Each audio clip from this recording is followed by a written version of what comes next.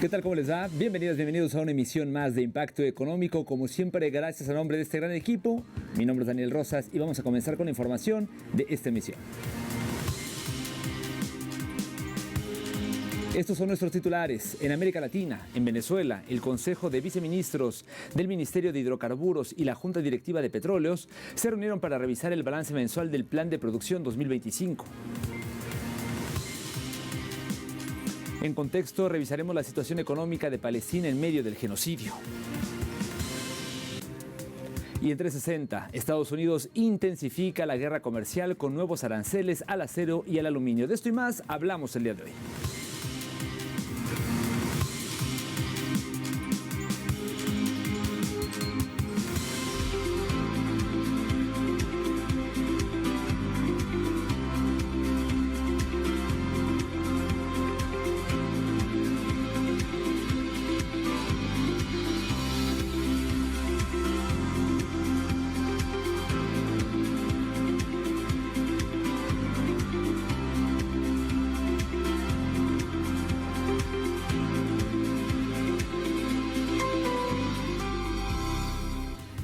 Momento de comenzar con la información. El día de hoy arrancamos en Venezuela, ya que la vicepresidenta de este país, Delcy Rodríguez, sostuvo una reunión de trabajo del Consejo de Viceministros del Ministerio de Hidrocarburos y la Junta Directiva de Petróleos de Venezuela. El objetivo, revisar el balance mensual del Plan de Producción 2025. Rodríguez detalló que durante el encuentro se incluyó la revisión de las áreas productivas de la estatal petrolera PDVSA, así como de los procesos productivos de la petroquímica de Venezuela S.A., Pequiven. De esta forma, la reunión reafirmó el compromiso de la clase trabajadora con el desarrollo económico y el bienestar social del pueblo venezolano. Asimismo, la vicepresidenta destacó que la industria venezolana de hidrocarburos responderá a las medidas coercitivas unilaterales impuestas por Estados Unidos con el desarrollo eficaz de sus planes de producción y el cumplimiento de los compromisos con socios internacionales. Esto con el fin de consolidar un modelo económico independiente al servicio del bienestar nacional.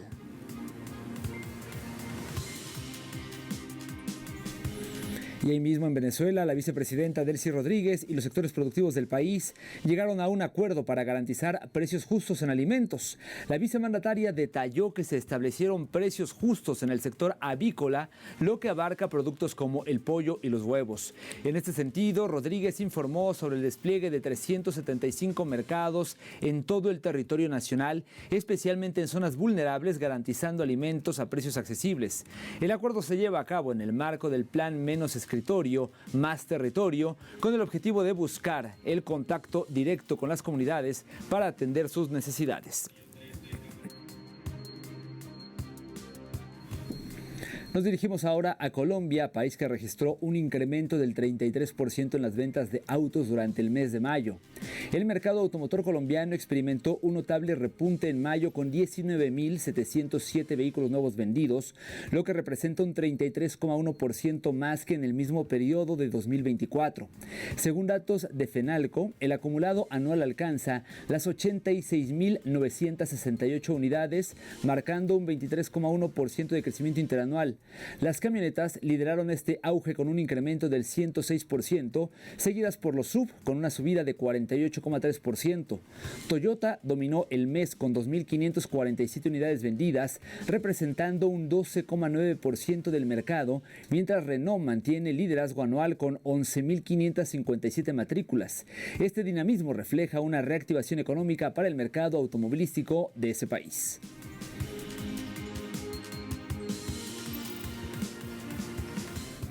Nos vamos ahora a Brasil, donde instituciones del Estado descubrieron un fraude en el sistema de pensiones que puede haber afectado, escuche bien, a más de 6 millones de beneficiarios, y esto a través de descuentos financieros sin autorización, según las investigaciones. El esquema comenzó durante el gobierno de Jair Bolsonaro en 2019. Detalles en el siguiente material.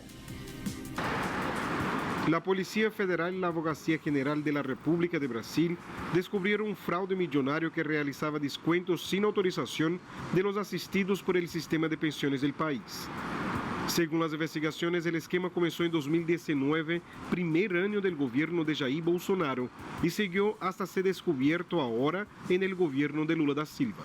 Desde 1994, el Instituto Nacional de Seguridad Social firma acuerdos de cooperación técnica que permite que entidades sindicales realicen descuentos de jubilados y pensionistas para ofrecer servicios como atención en salud y otros beneficios.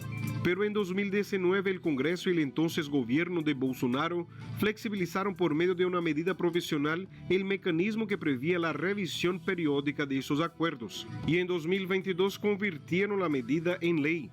Para la Policía y la Abogacía General, fue esta flexibilización la que permitió la realización de los descuentos sin autorización.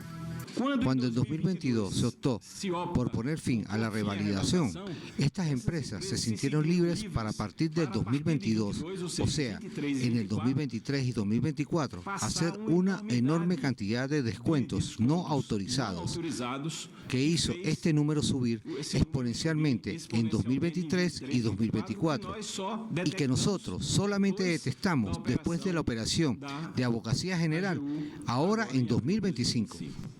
Estima-se que 6 millones de los más de 40 millones de beneficiarios fueron víctimas del esquema, que desvió más de $1.000 millones de los jubilados y pensionistas. Los responsables deben ser castigados porque las personas confían en el Instituto de Seguridad Social, que no están trabajando de la forma que querían y acaban perjudicando a los más necesitados. Deben descubrir cómo ocurrió para que esto no vuelva a pasar e intentar bloquear de todas formas este tipo de descuento.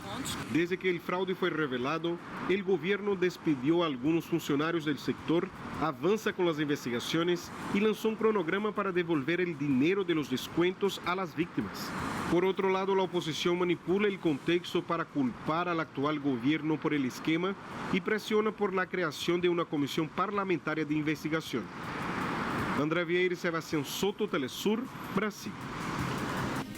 Gracias, André. Vamos ahora con información de Bolivia, en donde se redujo el costo de la carne de res con el aumento de su oferta del mercado nacional e internacional a 50 puntos. El viceministro de Políticas de Industrialización, Luis Siles, aseguró que se logró la producción de 86 toneladas de carne de res por día y esperan mantener esa cantidad. En consecuencia, el precio de la carne se consolidó en $0,85 o 37 bolivianos por el kilogramo de pulpa especial. Las autoridades aspiran que este precio logre reducirse aún más. A su vez, continúan los operativos conjuntos de viceministros de Comercio y Logística Interna, de lucha contra el contrabando y el Comando Estratégico Operacional de la Cartera de Defensa, por ser este el principal obstáculo para el desarrollo económico de este país.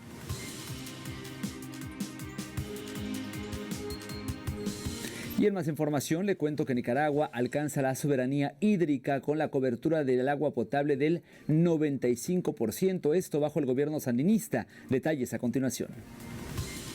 El gobierno sandinista de Nicaragua ha logrado una hazaña histórica en materia de derechos sociales, elevando la cobertura de agua potable del 65% en 2007 al 95% actual, según informó Alina Lagos, vicepresidenta ejecutiva de ENACAL. Este avance revolucionario, resultado de millonarias inversiones sociales, contrasta radicalmente con el abandono neoliberal que por décadas privó a las comunidades más humildes del acceso al vital líquido. Proyectos emblemáticos como la red de agua en León, con un costo de $40 millones, las plantas de tratamiento en Chinandega y Nandaime, y los sistemas implementados en Bilwi y Bluefields, regiones caribeñas históricamente marginadas, demuestran el compromiso del sandinismo con la justicia territorial. Además, Nicaragua avanza hacia la soberanía energética con plantas solares, como Enesolar 2, que genera 5 megawatts, y Enesolar 1, de 70 megawatts, financiadas por China y el BCIE, que reducirán el 97% del consumo eléctrico de ENACAL. Estas conquistas impensables bajo gobiernos neoliberales materializan el modelo de desarrollo popular que prioriza derechos básicos sobre ganancias empresariales, mientras resiste el bloqueo imperialista. Con Alianza Sur-Sur, Nicaragua escribe así un nuevo capítulo en la lucha por la autodeterminación de los pueblos. Momento de hacer una primera pausa en la emisión del día de hoy, pero no se vaya, ya que al regreso en contexto revisaremos la situación económica de Palestina en medio de este genocidio. Toda la información y el análisis al volver.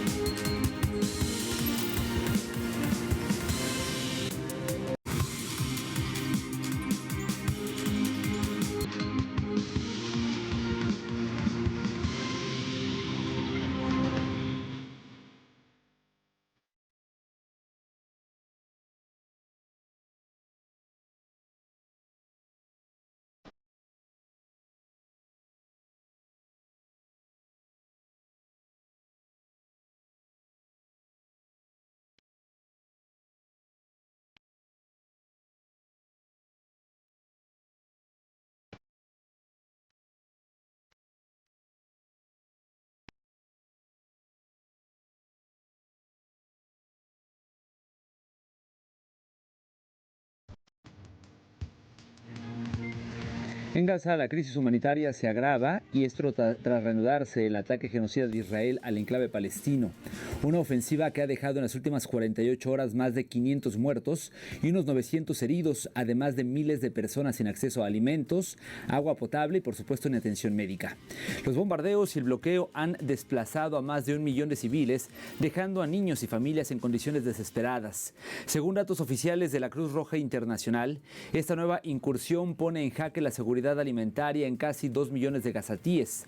Además, al día de hoy, al menos un 31% de los menores en el norte de la franja sufren de desnutrición aguda, según datos de la UNICEF.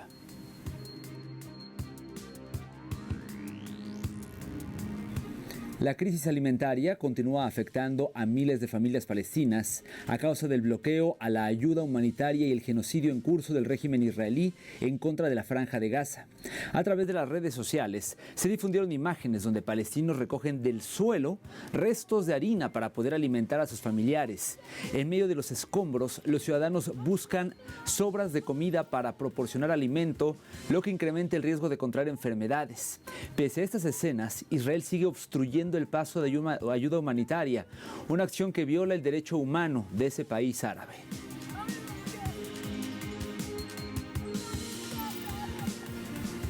Revisemos cómo la ruptura del alto al fuego por parte de Israel bloqueó la entrada de ayuda humanitaria, empeorando la situación, ya que los ciudadanos son privados así de acceder a los alimentos. Aquí la historia. La decisión de Israel de detener la entrada de ayuda humanitaria, incluidos alimentos y combustibles, y el limitado suministro eléctrico, agudiza la crisis alimentaria, mientras el gobierno de Israel continúa cerrando los cruces fronterizos de la Franja de Gaza. Ante este escenario, varias panaderías se han visto obligadas a cerrar debido al agotamiento del gas necesario para su funcionamiento. Asimismo, los palestinos se han visto obligados a volver a cocinar en fogatas, tras agotarse el suministro de gas doméstico. Al mismo tiempo, las reservas de alimentos, incluyendo carne y productos lácteos, se están agotando, y la llegada del mes sagrado del Ramadán, cuando aumenta la demanda de alimentos, ha exacerbado la escasez. Esto deja a los habitantes de Gaza vulnerables al hambre y las enfermedades. Ante esta alarmante situación, la Organización Humanitaria Global, Acción contra el Hambre, pide urgentemente, más que nunca, un alto al fuego inmediato y permanente, el acceso sin trabas de la ayuda humanitaria, la liberación de los rehenes y la protección de los civiles y los trabajadores humanitarios. A lo antes expuesto se le suma la falta de agua potable, ya que el corte de la electricidad redujo la disponibilidad del vital líquido. Ciudadanos hacen fila para poder obtener agua en medio de la actual crisis de escasez hídrica. Recordemos que el gobierno israelí anunció el corte de la única línea eléctrica entre Israel y Gaza que abastecía a la principal planta desalinizadora del territorio palestino.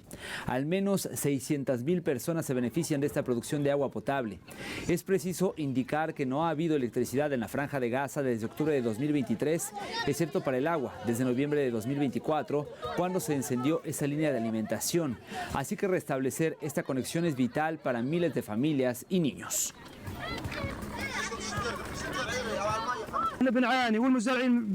Estamos sufriendo y los agricultores también. Toda la Franja de Gaza sufre a causa del ejército de ocupación israelí. No hay agua potable, ni agua para riego, ni siquiera para que beban los animales. Los animales morirán si no se les proporciona agua. Nos falta agua, comida y gas para cocinar. No tenemos leña ni nada. Es Ramadán y la gente quiere seguir con sus quehaceres. ¿Cómo vamos a ayunar con la escasez de agua potable? El corte de electricidad en la planta desalinizadora empeoró y complicó la crisis. Esto dificultó el acceso a los ciudadanos al agua potable. Ahora, solo 1 de cada 10 ciudadanos tiene acceso al agua.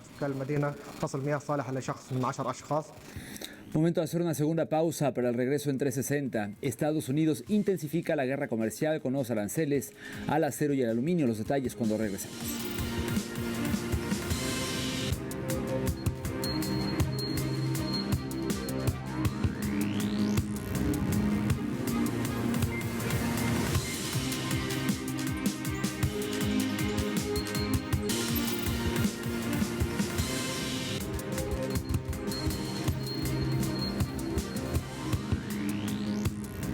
Estamos de vuelta y le cuento ahora que el presidente de Estados Unidos, Donald Trump, intensifica la guerra comercial y anuncia nuevos aranceles al acero y aluminio.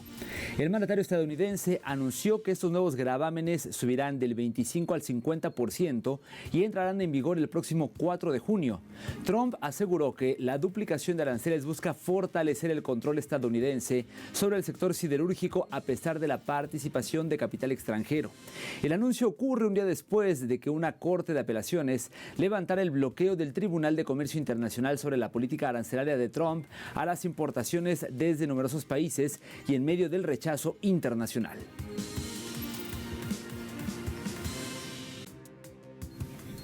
Ahí mismo en Estados Unidos le cuento que ese país sufre el inicio de una crisis sanitaria debido a los recortes laborales en programas de salud. Los departamentos de salud estatales y locales responsables de la inspección sanitaria en restaurantes monitorean aguas residuales, entre otras, y sufren la reducción de trabajadores. De acuerdo con los expertos, la administración de Trump está recortando el gasto sanitario, incluyendo la retirada de $11,000 millones de apoyo federal y el despido de más de 10,000 trabajadores de agencias nacionales de salud. Los recortes amenazan con socavar el trabajo rutinario del sistema sanitario en un momento en donde enfrentan el brote de sarampión más mortal desde 1990.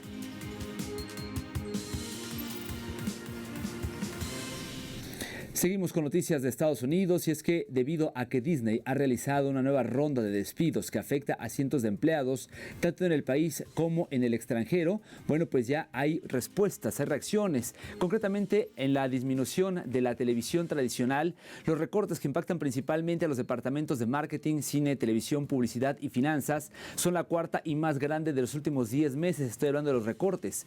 En julio, Disney eliminó 140 puestos en su división de televisión y en mayo del año pasado, Pixar, propiedad de Disney, despidió a 175 empleados, el 14% de su plantilla, en una reestructuración que prioriza el cine en lugar de la producción de series televisivas.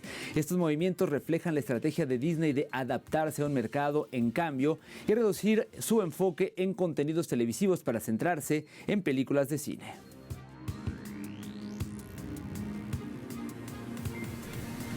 Le cuento ahora que entre enero y abril de 2025 los puertos de China registraron un crecimiento constante en carga y también en contenedores. El país manejó más de 5.750 millones de toneladas, un aumento del 3,7% respecto al año anterior. Además, se transportaron más de 110 millones de transportadores, es decir, un 7,9% más. En abril, la carga total fue de 1.530 millones de toneladas, creciendo un 4,8%. Un incremento del 5,5% en el comercio nacional y 3,4% en el exterior. Los puertos también movieron 29,22 millones de TEU en este mismo mes, un 7% más que en abril de 2024. En resumen, los puertos chinos muestran una tendencia positiva en volumen de carga y contenedores en los primeros 4 meses de este año.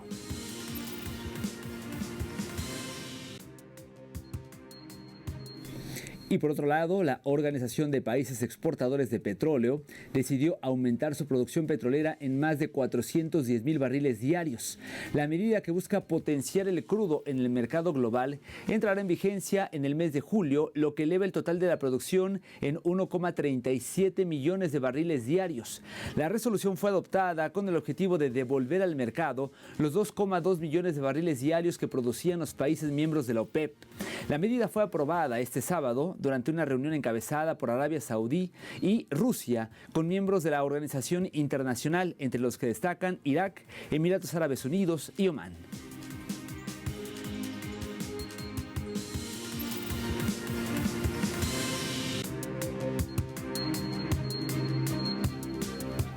Permítame ahora revisar junto con ustedes los precios del petróleo. El barril del intermedio de Texas, el WTI, marcó un precio de $62.78 y esto representa un alza de $1.99. En el caso del barril del Brent, el de referencia en Europa, su precio se ubicó en $64.76, un incremento de $1.98. Y finalmente le cuento que el crudo promediado por la OPEP marcó un precio de $63.18, una caída en este caso de $1.31.